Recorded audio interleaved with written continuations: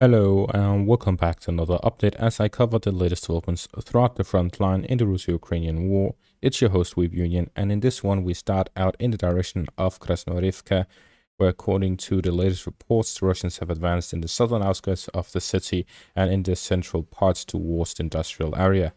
In the southern parts the Russians have managed to reach the southwestern outskirts of the city, moving further in a western direction gain full control of the south of the railways going through the southern parts of Krasnoyarivka to ascertain their control over the southern parts, allowing for further supplies entering the city and further units to enter, allowing them to continue storming the city. In the northern parts, the Russians have managed to push through to the central parts by the industrial zone, with the turtle tank moving up further north towards the industrial buildings themselves, while the main force is moving behind through the cleared minefields, as the turtle tank also is a mine clearing vehicle. As it clears the mines, the Russian assault troops are able to follow through that path, gaining access to the buildings in the area and getting a foothold in the area. The Russians continuously push towards aligning their front line with the Ukrainian fortifications before they are likely to start storming them and attempt to gain control of it. Gain control over the central parts of the fortifications here within the city will allow the Russians to gain a significant secure position within the city and thus storming the northern parts and industrial zone of the city. This will lead to the collapse of the Ukrainian lines within the city. With this, we see that the situation in Krasnoyarivka develops and the Ukrainians are having a hard time stabilizing the front after the Russian breakthrough into the southeastern parts of the city. Since then, the Russians have continuously advanced to now control about 3 square kilometers of territory here to the south of the city. Moving on to the next section of the front line, we see the Russians have stormed through the fortifications southeast of Ocheretyne and have now gained a foothold within the village. This is a significant development because the Russians simply bypassed both of the flanks of Novokalinovo and Novobakhmutivka and moved straight into Ocheretyne. With this development, the Russians are going straight for the prize. They're moving straight through Ocheretyne, where they've managed to capture the fortifications and trenches to the southeastern parts of the village. The southern parts are still under Ukrainian control. However, there is this satellite image here which shows heavy bombardment of Ocheretyne and fires throughout the village, as the Russians are heavily bombarding it with FAB bombs and heavy artillery all across the Ukrainian positions near the fortifications. We see right here in the southern parts that it is near the area that was hit by an FAB bomb, and in the central parts of the village as well there's heavy bombardment. The way these fortifications are built near Ocheretyne is making it completely a heavy stronghold, defended from all directions from the east, north and southern parts. So if the Russians manage to gain control of it quickly, they'll be able to make use of all of these fortifications to defend their gains from all directions, no matter where the Ukrainians wish to counterattack from. And based on this, it is likely that the Russians are looking to quickly take control of it before spreading out towards other positions like Novobakhmutivka and Solovyovo to the south and the villages to the north or east of it, before moving on in a western direction to move on to Ukraine's third and fourth lines of defense west of Avdiivka. With these recent developments, there's something that we have to talk about, and that is based on this article here by Politico. It is an opinion article by Jamie Detmer in Kiev. Ukraine is heading for defeat. In this article, he talks about the morale of the Ukrainian soldiers, which he describes as low and depressed due to the relentless bombing, lack of modern weapons, and losses on the battlefield. We see it based on the severe lack of ammunition the Ukrainian army has.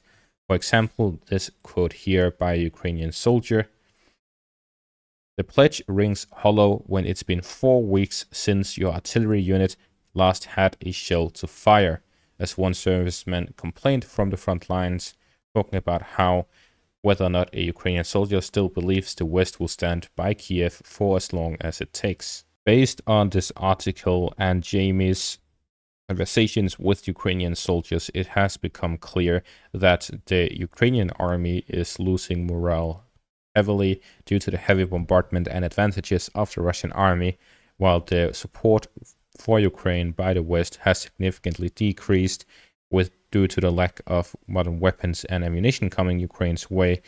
The heavy losses that the Ukrainians are taking from these heavy bombardments of FAB bombs and in-depth strikes towards Ukrainian territory, and due to the 10-to-1 firepower advantage the Russians currently have across the front. This brings us back to a statement of the Ukrainian General Staff a few weeks ago, where they said that they were forced to pick and choose areas where they will defend and areas where they'll have to retreat. And it has become clear based on the frontline developments where the Ukrainian army is withdrawing and where they are holding their lines as much as they can. Starting out in the south, in the direction of Robotyne, the Ukrainians are holding on to Robotyne and the fortifications as much as possible. They are not withdrawing from these positions. The main reason for this is the PR value of Robotyne. If the Ukrainians lose Robotyne, they have lost their gain in the southern front during the summer offensive. This is a huge loss to the Ukrainian morale, which is already at an all-time low.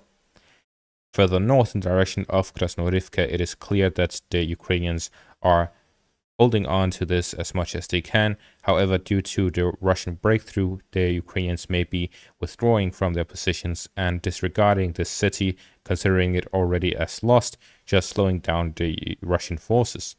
In the direction of Novomikhailivka, instead, we see that the Ukrainians are trying to hold on to it as much as they possible, launching counterattacks and dedicating as much as possible to the front. While in the direction of Krasnohorivka, it is more likely that after the failure of the counterattacks and managing to push out the Russians to then completely lose the southern parts of the city, they will have to either send reinforcements into the area, which would indicate that they are holding on to it and trying to prevent a withdrawal from the city, or simply fill it in with some meat shields that are able to slow down the Russians as much as possible as they lose the city. This is mainly due to the Russians already having breached the main defenses of the city, meaning that the rest is very difficult to defend, especially under heavy bombardment from Russian Air Force.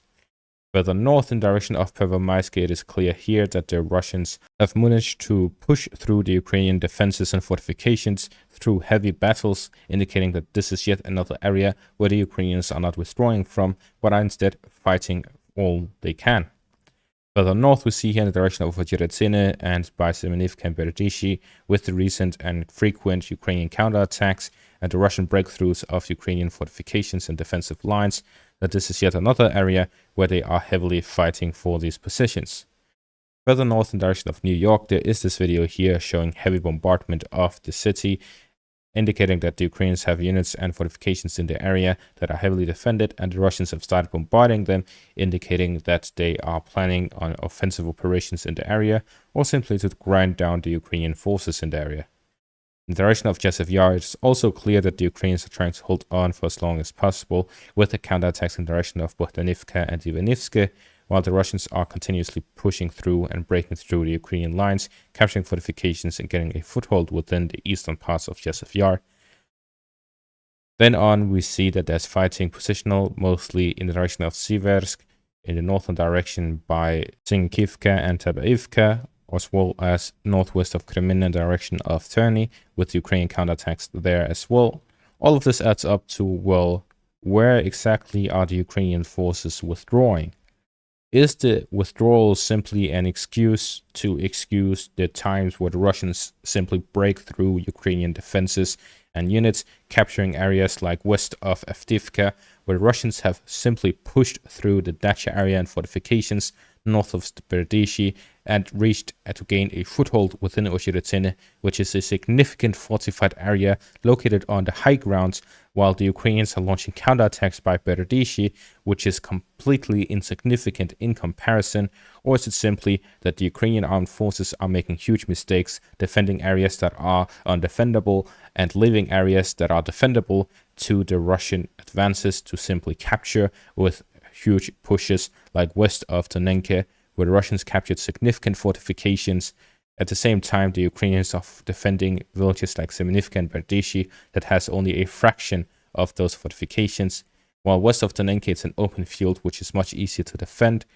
Berdyshi is a village that is located near the Russian front line, along with heavy bombardment by the Russians on those positions through the city of Avdiivka. All of these decisions make no sense operationally, tactically, or strategically. The Ukrainian armed forces is not just suffering from a lack of artillery shells and manpower, etc. They are lacking in leadership. Ever since Syrskyi took control from Zaluzhny, he has been much more politically oriented, preferring political gains over military gains, sacrificing soldiers to hold political objectives, leaving gaps in their defenses, allowing the Russians to take advantage and break through Ukrainian defenses.